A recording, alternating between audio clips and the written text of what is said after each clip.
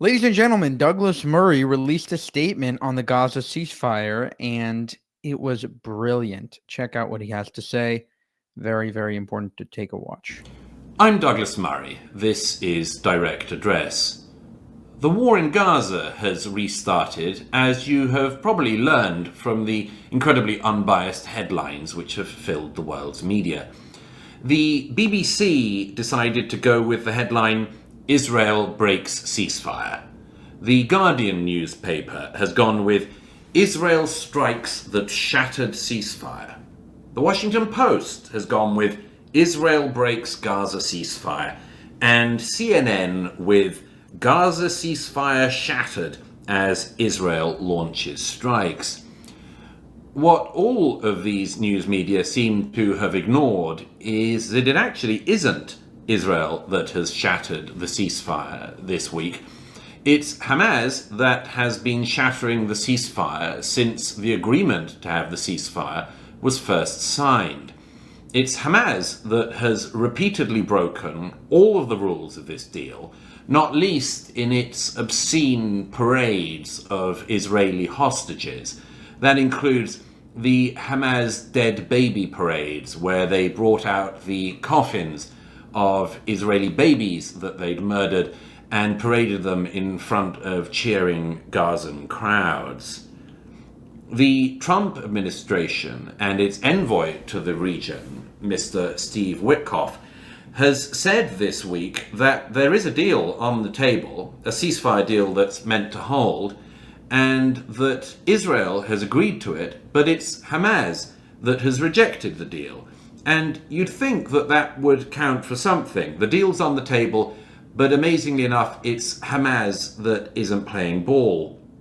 Of course, Hamas could not just make sure the ceasefire continues, but could make sure that the war halts altogether by doing something which I've said they could have done from day one, which is to release the Israeli hostages who they kidnapped from their homes on the 7th of October 2023. Hamas is still believed to be holding around 24 living Israeli hostages, and those hostages include 21-year-old Idan Alexander from the US. Indeed, he's from New Jersey. But as this ceasefire was shattered by Israel this week, you'd be surprised perhaps to learn that it wasn't the case that the Israeli Air Force and military simply wanted to go into Gaza and smash some stuff up. You'd be surprised to hear that wasn't the case, because so much, again, of the media decided to misreport and lie in what they were saying about what is actually happening. The Associated Press has gone with the headline today, Surprise Israeli strikes across Gaza kill more than 400 Palestinians. CNN has likewise parroted the line, over 400 people have been killed, Health Ministry says. The French newspaper Le Monde has gone with Gaza Health Ministry announces 436 deaths in 48 hours. There are two important things to say about these news reports. The first is a pretty fundamental one. The Gaza Health Ministry that all of these media are quoting. The Gaza Health Ministry is a wing, a part of the terrorist group Hamas. Gaza Health Ministry sounds like it's a ministry run by people in Gaza who care deeply about people's health. And in my observation, Hamas tend not to care that much about public health, either Israeli public health or indeed the public health of Gazans. That's not their shtick. They're just simply a part of Hamas, and that means they're also part of the Hamas propaganda network. So they just throw out numbers that they always come up with in strangely round figures, actually. They come up with numbers like 400 people killed. They can always come up with these numbers like that. And they can do so in the certain knowledge that most of the world's media will simply repeat what they've said, as if we can all trust the Hamas Health Ministry. But the second thing that these reports seem almost not at all to take into account is, again, that it's not the case that the Israeli Air Force and Israeli army have just decided to go into Gaza and kill 400 people, as the esteemed Hamas health ministry would put it. It's actually the case that the Israeli forces have gone after specific individuals, doubtless with some civilian casualties. Unfortunately, that is one of the things that happens when you have groups like Hamas that decide to use civilians, people that they're claiming to protect, as human shields and hide among them in civilian clothing. Two of the people who were targeted and indeed killed in these strikes, and were barely mentioned in media reports, were two men, one of whom was the Hamas putative prime minister in Gaza, which you'd think would warrant some comment, and the other was a fellow by the name of Abu Hamza, not one of the many Abu Hamzas we've had the joy of discovering and coming across in the last 25 years or so, but this one was an Abu Hamza who's described in some of the media that have bothered to report this story as the masked public face of Palestinian Islamic Jihad. The masked public face of Palestinian Islamic Jihad. So he was one of the targets, and you'd think that that was something worth noting. Not just the Israelis going in and trying to kill 400 people, as so many of the media said. But talking of masked public faces, we've seen a lot more of them in the US, and particularly in New York in the last week.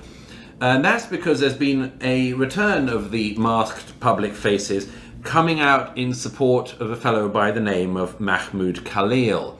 I say the masked public faces because Khalil's supporters, like a lot of the anti-Israel demonstrators over the last year and a half or so, are people who, as I've often said, are simultaneously very, very hot for jihad and also very fearful of COVID-19.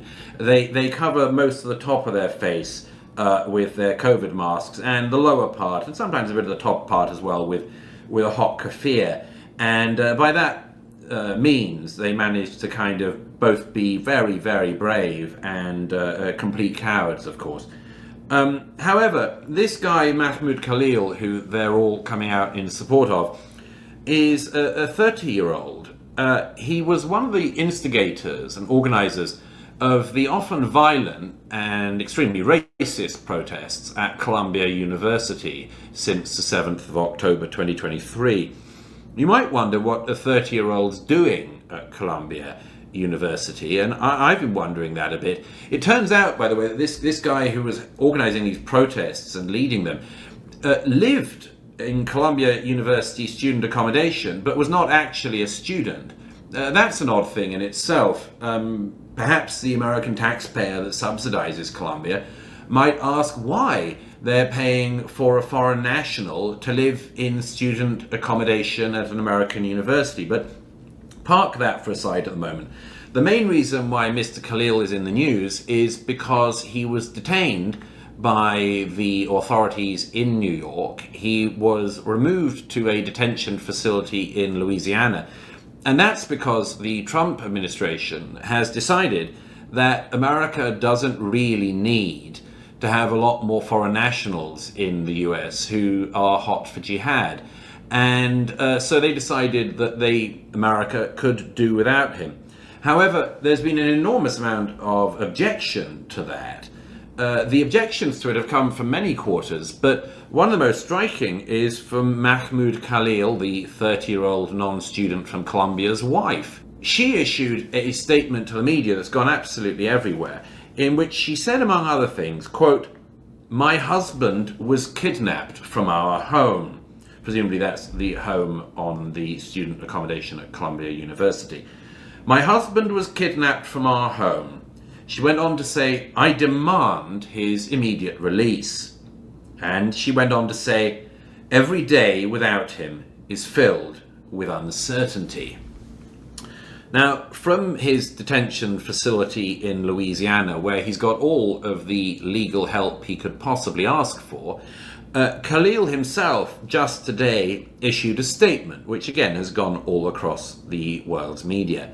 He said, among other things, from Louisiana, from the hellhole of Louisiana, quote, I wake to cold mornings and spend long days bearing witness to the quiet injustices underway in the United States of America.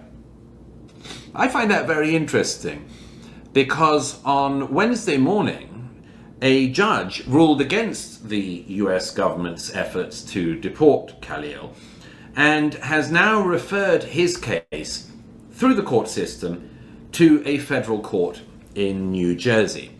And that kind of brings us full circle, doesn't it? Because if Mahmoud Khalil's wife, his family, supporters, and others are concerned about people being kidnapped from their homes, if they're concerned to call for people's immediate release or are worried about families who are filled with uncertainty for their relatives, if they're worried, as Khalil himself has said, about people waking to cold mornings and bearing witness to injustices, then perhaps all of these folks could bear in mind 21-year-old Eden Alexander from New Jersey, because he's seen far more injustice, far more cold mornings, and far more coldness from the so-called social justice movements in the United States than Mahmoud Khalil, who's cheered on the kidnappers of that young man from New Jersey. Brilliant take by Douglas Murray, pointing out a much-needed hypocrisy, that you can see on the anti-Israel side. They'll call out for Mahmoud Khalil, but won't call out for an actual hostage, Eden Alexander, who is an American hostage who's being held by Hamas. So even if you're anti-Israel, you have an American citizen who's held by Hamas, you should be calling that out and calling for them to release him.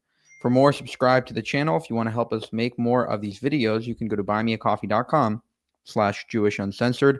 Thank you, and have a good one.